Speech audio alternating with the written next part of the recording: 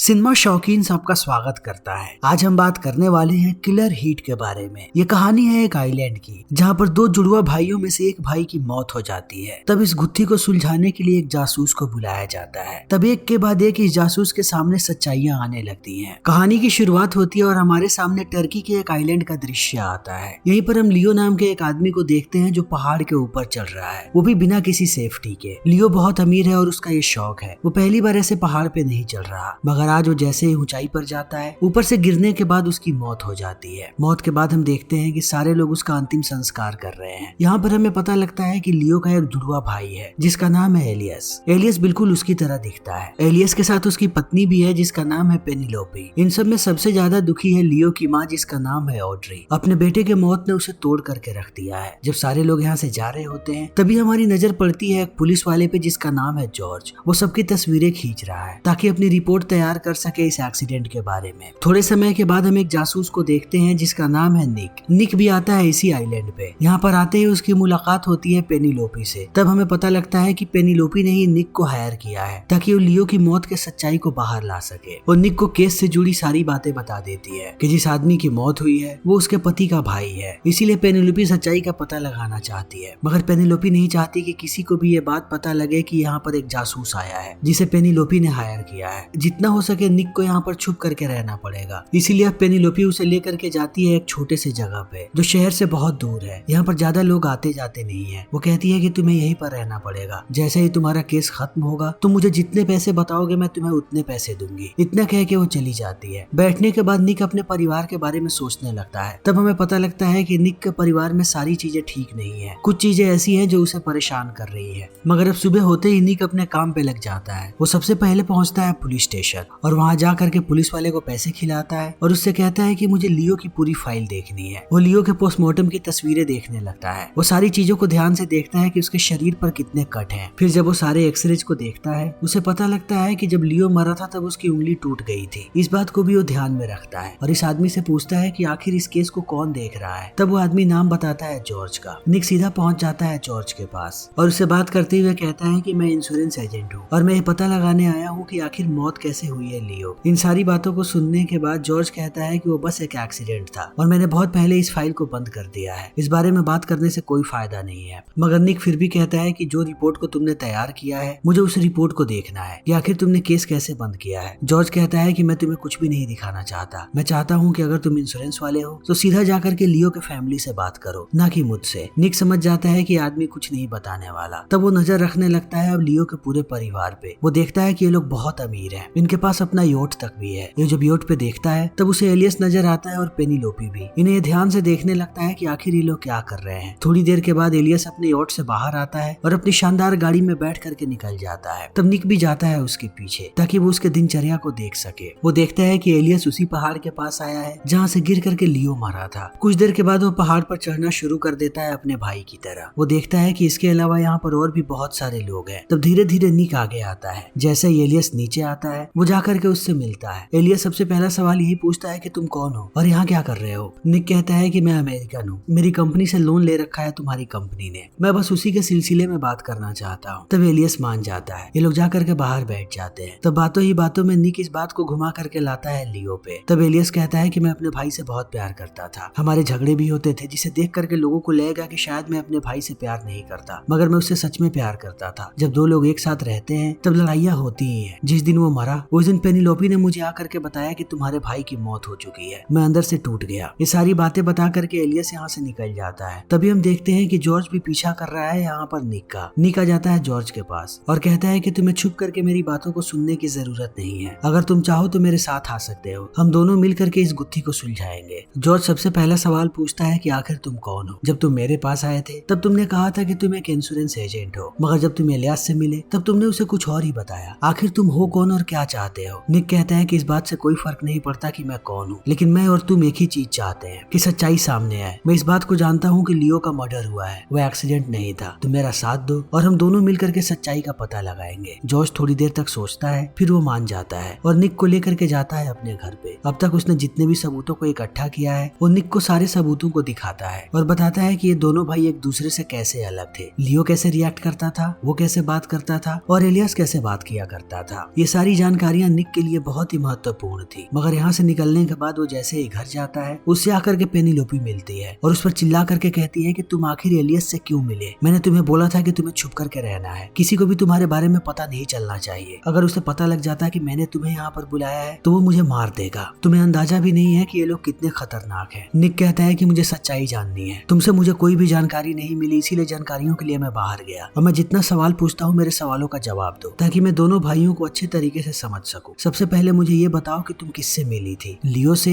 या एलियस से? पेनिलोपी कहती है कि लियो से। लियो बहुत ही अमीर लड़का था, पूरे हाई स्कूल में उसके चर्चे हुआ करते थे और वहीं के एक बार में मैं काम किया करती थी। वो मेरे पास आया और मुझसे फ्लर्ट करने लगा। मैं इस बात को समझ नहीं पाई कि इतना अमीर लड़का आखिर मुझसे फ्लर्ट क्यों कर रहा है। इतना कहने के बाद वो बताती है एक बार के बारे में जहाँ पर लियो और एलियस आखिरी बार मिले थे और उन दोनों के बीच लड़ाई हो गई थी। इन सारी बातों को बताने के बाद पेनिलोपी कहती है कि मैं तुमसे कल मिलूंगी, बाकी की बातें बताऊंगी और वो जगह भी दिखाऊंगी जहाँ पर लियो की मौत हुई थी। मगर जैसे ही पेनिलोपी यहाँ से जाती है, निक सीधा पहुंच जाता है उस बार में जहाँ पर आखिरी बार उनकी लड़ाई हुई थी। उसकी मुलाकात होती है बार के ओनर से जिसका नाम है विक्टोरिया। वो बातों ही बातों में उससे पूछता है कि क्या तुम मुझे बता सकती हो कि लियो और एलियस की यहाँ पे लड़ाई क्यों हुई थी, क्योंकि वो उनकी आखिरी लड़ाई थी। विक्टोरिया उसे देखती है और कहती है कि तुम क्या सवाल पूछ रहे हो, मुझे कुछ भी नहीं पता। निक कहता है कि ये बात बहुत ही जरूरी है। विक्टोरिया कहती है कि अगर मैंने उन लोगों के बारे में बात की तो वो मेरा बार भी बंद करवा देंगे। मगर निक एक के बाद एक सवाल पूछते रहता है। तब विक्टोरिया कहती है कि लियो बहुत ही अच्छा इंसान था, चाहे कुछ भी हो उसे मरना नहीं चाहिए था। इतना तो मैं जानती हूँ कि उसका मर्डर हुआ है और अगर तुम यहाँ पर सच में सच्चाई पता करने आए हो तो सच्चाई को पता करो और सबके सामने इस बात को लेकर के आओ कि लियो को किसने मारा। इतना कह के वो चली जाती है। तब निक भी बाहर आता है। बाहर आने के बाद उसकी मुलाकात होती है पेनिलोपी से। पेनिलोपी उसे लेकर के जाती है पहाड़ के पास। वो हर जगह घुमाती है और वो जगह दिखाती है जहाँ पर गिर करके लियो मरा था। निक बड़े ही ध्यान से इन सारी चीजों को देखता है और सारी चीजों को लिखता भी है। एक एक करके पेनिलोपी उसे पूरे जगह पर घुमाती है। मगर जैसे ही ये लोग शिखर पे जाते हैं, निक कहता है कि कल तुमने अपनी कहानी पूरी नहीं की थी कि लियो से बार में मिलने के बाद आखिर क्या हुआ। तब पेनिलोपी फिर से कहानी सुनाना शुरू करती है। वो कहती है कि लियो मुझसे ऐसे ही बार में आकर के मिलता रहा, मैं उसके प्रति आकर्षित होती रही क्योंकि वो बहुत ही ज्यादा पॉपुलर था और उस वक्त मुझे ये बात पता नहीं थी कि लियो का एक जुड़वा भाई है जिसका नाम है एलियस। और यहीं पर एलियस ने गेम खेलना शुरू किया। उसने लियो का फोन लिया और मुझे मैसेज किया कि आज रात वो मेरे घर पे आना चाहता है। मैं भी मान गई। एलियस मेरे दरवाजे पे आया और आते ही मेरे साथ इंटीमेट होने लगा। मुझे लगा कि ये लियो है, मैंने भी उसे नहीं रोका। फिर हम हर बार ऐसे ही इंटीमेट होते रहते थे और हम दोनों साथ रहने लगे। एलियस मुझे अपने घर पे हमेशा ही इनवाइट करता था फैमिली फंक्शन में और मैं उसके साथ जाती भी थी। लेकिन मुझे पता नहीं था कि लियो इन सारी चीजों को देख करके अब जेलस हो रहा है क्योंकि पहले उसने मेरे साथ बात करना शुरू किया था। वो इन चीजों को समझ नहीं पा रहा और यहाँ से चीजें खराब होने लगी। इतना कहने के बाद वो रुक जाती है। तब निक उससे कहता है कि मुझे ऑड्री से बात करनी है, यानी उन दोनों की माँ से, क्योंकि एक माँ ही असली बात बता पाएगी। अगर मैं किसी तरीके से ऑड्री के पास पहुंच जाऊं तब ये केस मेरे लिए आसान हो जाएगा। पेनिलोपी कहती है कि ये काम बिल्कुल भी आसान नहीं है। उनके घर के अंदर कोई भी नहीं जा सकता और ये लोग किसी से भी बात नहीं करते। निक कहता है कि मुझे उस बोट पे बुलाओ जहाँ पे पार्टी होने वाली है। अगर एक बार मैं वहाँ पहुँच गया तब मैं ऑड्री से जानकारियाँ निकलवा लूंगा। ये तुम्हें कैसे भी करना पड़ेगा। तब पेनिलोपी कहती है कि ठीक है, मैं कुछ जुगाड़ करती हूँ, तुम रात में आ जाना। रात में वहाँ पे निक पहुँच जाता है। उसे एंट्री भी मिल जाती है। वो देखता है कि सारे लोग इसी बोट पर मौजूद है। वो सबको बड़े ही ध्यान से देख रहा है और इंतजार कर रहा है कि ऑड्री कब अकेली होगी। थोड़ी देर के बाद जब ऑड्री अकेली होती है तब निक उसके पास चला जाता है और बात करना शुरू कर देता है। उसकी बातों को सुनने के बाद ऑड्री कहती है कि मुझे पता है तुम कौन हो। ये आइलैंड बहुत ही छोटा है और इस पूरे आइलैंड पे हमारे लोग हैं। मुझे पता है कि तुम मेरे बेटे के मौत के बारे में सवाल पूछ रहे हो, लेकिन मुझे तुम्हारे किसी भी सवाल का जवाब नहीं देना। चले जाओ मेरी पार्टी से। तभी एलियस की नजर पड़ जाती है निक पे। वो गुस्से में आने लगता है उसके पास, उसे पीटता है और कहता है कि तुमने मुझसे झूठ बोला और मेरे भाई की जानकारी भी ली। अगर अगली बार मैंने तुम्हें अपने आसपास भी देखा तब मैं तुम्हें जान से मार दूंगा। इतना कहने के बाद ये लोग भगा देते हैं यहाँ से निक को। निक जाकर के शराब पीने लगता है। तभी उसके पास जॉर्ज आता है और कहता है कि इस पूरे आइलैंड पे ये बात फैल चुकी है कि तुम यहाँ पर क्या कर रहे हो। मेरे डिपार्टमेंट को भी ये बात पता लग गई। डिपार्टमेंट से मेरे ऊपर प्रेशर आ रहा है। उन्हें भी ये बात समझ में आ गई है कि मैंने तुम्हारी मदद की है। अगर मैं तुमसे दोबारा मिला तब कहीं मुझे नौकरी से भी निकाल दिया जाएगा। अब तुम्हारे लिए अच्छा यही होगा कि तुम वापस चले जाओ। इतना कह के वो चला जाता है। तभी निक को अपना परिवार याद आता है। निक अपने परिवार के साथ बहुत खुश था, मगर थोड़े समय के बाद उसे एहसास हुआ कि जब भी वो घर से बाहर जाता है तो उसकी पत्नी किसी और मर्द से बात करती है। फिर वो उस पर ध्यान रखने लगा और एक दिन उसने फोन भी छीना, मगर वो ज्यादा कुछ नहीं कर पाया। अब वर्तमान समय में वो जाता है विक्टोरिया के बार में तो देखता है कि बार बंद हो चुका है। वो समझ जाता है कि ये सब कुछ करवाने वाला कोई और नहीं बल्कि एलियस ही है। विक्टोरिया ने पहले ही आगाह किया था कि उन्हें पता लग गया तो वो बार को बंद करवा देंगे, मगर इतनी जल्दी अब हार मानने वालों में से निक नहीं है। वो एलियस का पीछा करना शुरू कर देता है। वो देखता है कि रात में एलियस जा रहा है एक बार की तरफ। वो उसके पीछे पीछे जाता है। तभी एलियस के लोग उसके सामने आकर के उसे पीटना शुरू कर देते हैं। एलियस उसके सामने आता है और कहता है कि मैंने तुम्हें पहले ही आगाह किया था कि मुझसे दूर रहो। अगर तुम मेरे पीछे आए तो अगली बार जिंदा भी नहीं बचोगे। वो अपने आदमियों को कहता है कि इसे सबक सिखाओ। सारे उसे पीटने लगते हैं। तब हमें पता लगता है कि जॉर्ज पीछा कर रहा था निक का। एलियस के जाने के बाद जॉर्ज आता है और निक को इन गुंडों से बचा के वापस लाता है उसके घर पे। अगली सुबह निक सीधा पहुंच जाता है पेनिलोपी के पास और उसे कहता है कि मुझे और जानकारियां चाहिए। पेनिलोपी कहती है कि मुझे जितनी बातें पता थी मैंने वो सारी बातें बता दी। मुझे इससे ज्यादा कुछ नहीं पता। सारी जानकारियां तुम्हें ये निकलवानी पड़ेंगी। बस मैं ये चाहती हूँ कि तुम एलियस से दूर रहो, वरना तुम जिंदा भी नहीं बचोगे। वो कुछ भी कर सकता है। पेनिलोपी के जाने के बाद अब दोबारा निक कॉल करता है जॉर्ज को और उसे पूरी बात बताता है कि मुझे यहाँ पर बुलाने वाली कोई और नहीं बल्कि पेनिलोपी ही है। तो मुझे सच में तुम्हारी मदद चाहिए ताकि मैं इस गुत्थी को सुलझा पाऊँ। जॉर्ज मान जाता है दोबारा उसकी मदद करने के लिए। निक उससे कहता है कि जब लियो की मौत हुई तभी साइलेंट पे बहुत सारे बोट होंगे नीचे। मुझे सारे बोट्स की जानकारी चाहिए और उन पे क्या हरकत हो रही थी उसके बारे में भी। जॉर्ज सारी जानकारियों को इकट्ठा करके पहुंचता है निक के पास। निक सारे बोट्स को देखता है और कहता है कि क्या तुम्हें कुछ अनयूजुअल नजर आ रहा है किसी बोट पे। जॉर्ज कहता है कि हाँ, सारे बोट्स पर मछलियां थी लेकिन एक बोट ऐसी है जिसपे कोई मछली नहीं थी। इनके पास अब बोट का नंबर भी है। इन्हें कैसे भी इस बोट के पास पहुंचना है। जब बोट के बारे में ये लोग पता लगाते हैं तब इन्हें पता लगता है कि इस बोट को बंद करके रखा गया है एक बंदरगाह पे, मगर दिन में ये लोग यहाँ पर नहीं जा सकते। तभी प्लान करते हैं कि रात में हम वहाँ पर जाएंगे। रात होते ही चुपके से ये लोग पहुंच जाते हैं बोट के पास। जॉर्ज बाहर है, निक चला जाता है अंदर और ध्यान से देखने लगता है चारों तरफ। तभी एलियस के सिक्योरिटी वाले आ जाते हैं और उनकी नजर पड़ जाती है जॉर्ज पे। बिना सोचे समझे एक आदमी गोली चलाता है और जॉर्ज को गोली लग जाती है। गोली की आवाज सुनने के बाद बाहर आता है निक। वो जॉर्ज से बंदूक लेता है और सिक्योरिटी गार्ड पे गोली चलाने लगता है, मगर जब तक निक वापस आता वो देखता है कि जॉर्ज की मौत हो चुकी है। इसकी मौत से अब निक बहुत ही ज्यादा दुखी है क्योंकि उसकी वजह से जॉर्ज मारा गया है, मगर वो जॉर्ज के कुर्बानी को जाया नहीं जाने देना चाहता। चाहे कुछ भी हो जाए उसे सच्चाई को सामने लाना है। वो अकेला काम करना शुरू कर देता है और उस जगह पे जाता है जहाँ से लियो गिर के मरा था और घंटों वहीं पर बैठे रहता है। फिर घर आता है और कड़ी से कड़ी को जोड़ना शुरू कर देता है। अंत में उसे एहसास होता है कि शायद उसने गुत्थी को सुलझा लिया है। तब सबसे पहला वो कॉल करता है पेनिलोपी को और उसे कहता है कि मैंने गुत्थी को सुलझा लिया। आज रात में तुम्हारे घर पे आऊंगा, लेकिन मैं चाहता हूँ कि वहाँ पर कोई भी सिक्योरिटी वाला ना हो। तुम सबको भगा दो। मैं रात में आकर के पूरी सच्चाई बताता हूँ। पेनिलोपी भी ऐसा ही करती है और रात में निक चला आता है घर के अंदर। तभी उसकी नजर पड़ती है एलियस पे। एलियस भी उसे देख लेता है और कहता है कि तुम फिर से मेरे घर के अंदर आए हो। इस बार तुम जिंदा नहीं बचोगे, लेकिन मैं तुम्हें अपने हाथों से नहीं मारूंगा। मैं पुलिस वालों को बुला रहा हूँ, वो तुम्हें मारेंगे। निक कहता है कि पुलिस वालों को मैं ऑलरेडी बुला चुका हूँ। मेरे पास पुख्ता सबूत है कि तुमने ही मारा है लियो को। इसी बीच यहाँ पर ऑड्री भी आ जाती है और कहती है कि तुम ये क्या बक रहे हो। तब निक सारी बातों को बताना शुरू करता है। वो एलियस को कहता है कि जब मैं तुमसे पहली बार मिला था तो मैंने पहली बात यही कही थी कि मैं अमेरिका से आया हूँ और तुम्हारी कंपनी ने हमारी कंपनी से लोन ले रखा है। लेकिन जब मैंने तुम्हारी कंपनी के बारे में पता किया तब ये बात पता चली कि तुम्हारी कंपनी ने सिर्फ स्विस बैंक से लोन ले रखा है, ना कि अमेरिका से। और इससे मुझे इस बात का एहसास हुआ कि तुम्हें कंपनी के बारे में कुछ भी नहीं पता, यानी कि तुम लियो हो। कंपनी का सारा काम एलियस देखता था। तुम कभी कंपनी में इन्वॉल्व हुए ही नहीं। एलियस को सारी की सारी चीजें मिलती थी और तुम हर वक्त उससे जलते रहते थे। सारे लोग एलियस को प्यार करते थे क्योंकि वो सच में अच्छा था। तब तुमने अपनी मास्टर प्लानिंग की शुरुआत की। तुम्हें पता था कि एलियस हर रोज जाता है उस पहाड़ के ऊपर। जिस दिन एलियस गया तुम बिना किसी को बताए तैरते हुए चले गए वहाँ पर, लेकिन तुमने उस बोट को किराए पर ली ताकि सबको लगे कि वो मछलियों वाला बोट है, मगर उस बोट पे कोई भी मछली नहीं थी। इसलिए क्योंकि बोट को छोड़ने के बाद तुम तैर करके गए थे उस चोटी पर। ऊपर जाने के बाद तुमने इंतजार किया एलियस के ऊपर आने का। जैसे ही वो ऊपर आया तुमने उसे नीचे गिरा दिया और उसकी अंगूठी पहन करके वापस आ गए ताकि सबको लगे कि लियो की मौत हुई है और एलियस अभी भी जिंदा है और तुम एलियस की जिंदगी जी सको। तुम्हें वो सारी की सारी इंपॉर्टेंस मिले। इन बातों को सुनने के बाद ऑड्री भड़क जाती है कि लियो ने अपने ही भाई को मार दिया और उसके बेटे को। अब पेनिलोपी भी भड़क जाती है और कहती है कि मुझे पहले से शक हो रहा था कि तुम एलियस नहीं हो क्योंकि तुम्हारे बात करने का तरीका बिल्कुल अलग था। अब ऑड्री बहुत ही ज्यादा भड़क जाती है। वो गुस्से में बंदूक निकालती है और गोली मार देती है लियो को। लियो की मौत हो चुकी है। तभी यहाँ पर पुलिस वाले चले आते हैं और ऑड्री को गिरफ्तार करके लेके चले जाते हैं। निक ने इस केस को सुलझा दिया है। वो अपनी फी लेता है और जाने लगता है वापस। जब वो प्लेन में बैठता है तब उसे सारी बातें रिकॉल होती हैं और रिकॉल होने के बाद वो प्लेन छोड़ करके वापस आता है पेनिलोपी के पास। उससे कहता है कि तुमने एक बहुत ही बड़ा मास्टर प्लान बनाया था। तुम्हें लगा कि एलियस बेहतर है लियो से, मगर शादी के बाद एलियस तुम्हें परेशान करने लगा। वो तुम्हें पीटता भी था। तब तुम दोबारा गई लियो के पास और उसके साथ नाजायज संबंध बनाया और ये प्लानिंग कर दी कि लियो मार दे एलियस को। लेकिन जैसे जैसे ये प्लानिंग आगे बढ़ी तुम्हें एहसास हुआ कि लियो भी बिल्कुल एलियस की तरह है। वो भी तुम्हें परेशान करता है। जैसे उसने अपने भाई को मारा तुमने ये प्लान बनाया कि अब तुम्हें लियो लियो से भी पीछा छुड़ाना है, तब तुमने मुझे हायर किया। तुम्हें पता था कि मैं इस गुत्थी को सुलझा दूंगा और मैं तुम तक ना पहुंच करके सबसे पहले पहुंचूंगा लियो के पास, और जैसे ही ये बात ऑड्री को पता लगेगी वो लियो को मार देगी। लियो के मरने के बाद वो जाएगी जेल और सारी की सारी चीजें तुम्हारी हो जाएंगी। अब पेनिलोपी रोने लगती है। वो कहती है कि मुझे ये बात पता नहीं थी कि ऑड्री अपने ही बेटे को मार देगी। मुझे बस आजादी चाहिए थी इन सारे लोगों से। मैं चाहती थी कि लियो जेल चला जाए, मुझसे दूर रहे, मगर सारी चीजें खराब हो गई। मैंने तुम्हें बुलाने से पहले तुम्हारे ऊपर बहुत रिसर्च किया था। मुझे ये बात पता लग गई थी कि तुम्हारी पत्नी ने तुम्हें धोखा दिया है। तब तुमने भी प्लानिंग की थी अपनी पत्नी और उसके लवर को मारने की, मगर तुम उन्हें नहीं मार पाए क्योंकि तुम एक अच्छे इंसान हो। और ये बात मुझे पता थी कि जब तुम्हें पता लगेगा कि मेरे साथ गलत हुआ है तब तुम भी मेरी मदद करोगे और इस बात को समझोगे कि जब पार्टनर आपके साथ गलत करता है तब आपको कैसा महसूस होता है। तुम सच में एक अच्छे इंसान हो और एक अच्छे जासूस। तुमने सारी गुत्थियों को सुलझा लिया। अब इन सारी बातों को निक भी समझ जाता है कि पेनिलोपी ने जो कुछ भी किया अपनी आजादी के लिए किया, क्योंकि वो नहीं चाहती थी कि ये दोनों भाई उसे परेशान करें। पेनिलोपी निक को लाकर के एयरपोर्ट पे छोड़ती है और चली जाती है। तब निक आने लगता है